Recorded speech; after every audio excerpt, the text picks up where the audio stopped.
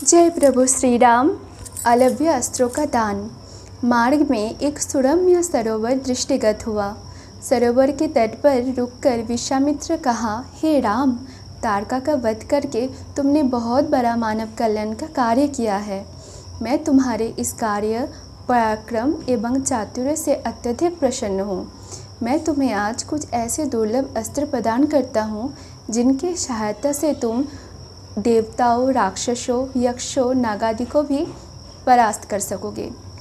हे ये दंड चक्र, धर्म चक्र, काल चक्र और इंद्र चक्र नामक अस्त्र है। इन्हें तुम धारण करो। इनके धारण करने के पश्चात तुम किसी भी शत्रु को परास्त करने का सामर्थ्य प्राप्त कर लोगे। इनके अतिरिक्त मैं तुम्हें विद्युत निर्मित वज्रास्त्र, शिवजी का शूल, ब्रह्मशीर और समस्त अस्त्रों से अधिक शक्तिशाली ब्रह्मास्त्र देता हूँ। इन्हें पाकर तुम तीनों लोकों में सर्वाधिक शक्ति संपन्न हो जाओगे। मैं तुम्हारी वीरता से इतना अधिक प्रसन्न हूँ कि तुम्हें प्रचंड मोदों के शिखर नाम की गदाएं प्रदान करते हुए मुझे अत्यंत हर्ष हो रहा है। मैं तुम्हें सूखी और गीली दोनों ही प्रकार की अश्विनी पिनाक के साथ ही साथ नारायणास्त्र, आग्नेयास्त्र, वायवास्त्र एवं क्रोंच अस्त्र भी तुम्हें प्रदान करता हूँ। अस्त्र के अतिरिक्त मैं तुम्हें कुछ पाश भी देता हूँ, जिनमें धर्मपाश, कालपाश एवं वरुणपाश मुख्य है। इनके द्वारा तुम अत्यंत फुर्तिल शत्रु को भी बांधकर निष्क्रिय बनाने में समर्थ हो जाओगे। राम, कुछ अस्त्र ऐसे हैं जिनके प्रयोग असुर लोग करते हैं। नीति कहती है कि शत्रु को उनके अस्त्रों से मारना चाहिए। इसीलिए मैं तुम्हें असुरों के द्वारा प्रयोग किए जाने वाले कंकाल, मूषल, घोर, कपाल और किंकनी नामक अस्त्र भी देता हूँ। कुछ अस्त्र का प्रयोग विद्याधर करते हैं। उनमें प्रधान अस्त्र है खड्गमोहन, प्रस्तावन, प्रशमन, विलापन, गंधर्वास्त्र, मानवास्त्र, पैचास्त्र, तामस और अद्वितीय सौमनास्त्र। इन सभी अस्त्रों को भी तुम्हें देता हूँ। ये मौशलास्त्र, सत्यास्त्र असुरों का मायामय अस्त्र है और भगवान सूर्य का प्रभास्त्र है, जिन्हें दिखाने मात्र शत्रु निस्तेज होकर नष्ट हो जाते हैं। इन्हें भी तुम ग्रहण करो। अब इन अस्त्रों को देखो। ये कुछ विशेष प्रकार के अस्त्र हैं। ये सोम देवता द्वारा प्रयोग किए जाने वाले एवं दारुण नाम के अस्त्र हैं। शीशर के प्रयोग से शत्रु शीत से अकड़ कर और दारुण के प्रयोग से शत्रु गर्मी से व्याकुल होकर मूर्छित हो जाते हैं। हे वीरश्रेष्ठ, तुम इन अनुपम शक्ति वाले शत्रुओं का मान मर्दन करने वाले और समस्त मनोकामना का पूर्ण करने वाले अस्त्रों को धारण करो।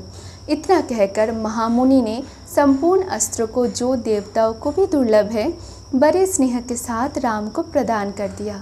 उन अस्त्रों को पाकर राम अत्यंत प्रसन्न हुए और उन्होंने श्रद्धा के साथ गुरु को चरणों के प्रणाम किया और कहा, गुरुदेव, आपकी इस कृपा से मैं कृतार्थ हो गया हूँ। अब देवता, दैत्य, यक्ष आदि कोई भी मुझे परास्त नहीं कर सकता। मनुष्य की तो खैर बात ही नहीं, किंतु मुनिवर, इस प्रकार के अस्त्र गंधर्व, देवताओं, राक्षसों आदि के पास भी होंगे और उनका प्रयोग वे मुझ पर भी कर सकते हैं। कृपा करके उनसे बचने का उपाय भी मुझे बताइए। इसके अतिरिक्त ऐसा भी उपाय बताइए जिससे इन अस्त्रों का छोड़ने के पश्चात अपना कार्य करने के बाद अस्त्र मेरे पास पूर्ण वापस आ जाए। राम के इस प्रकार कहने पर विश्वामित्र बोले, राघव, शत्रु के अस्त्रों के मार्ग में ही काटकर नष्ट करने वाले इन सत्यवान, सत्यकीर्ति, प्रतिहार, पहाड़ मुख, अवन्य मुख, लक्ष्य, उपलक्ष्य आदि इन अस्त्रों को भी तुम ग्रहण करो। इन अस्त्रों को देने के बाद गुरु विश्वामित्र ने राम को विधियाँ भी बताई जिनके द्वारा प्रयोग किए गए अस्त्र वापस आ जाते हैं। चलते चलते वे वन के अंधकार से निकलकर ऐसे स्थान पर पहुँचे जो भगवान भास्कर के दिव्य प्रकाश से आलोकित हो रहा था और सामने नाना प्रकार के सुंदर वृक्ष, मनोरम उपत्यकाएं एवं मनोमुग्धकारी दृश्य दिखाई देते रहे।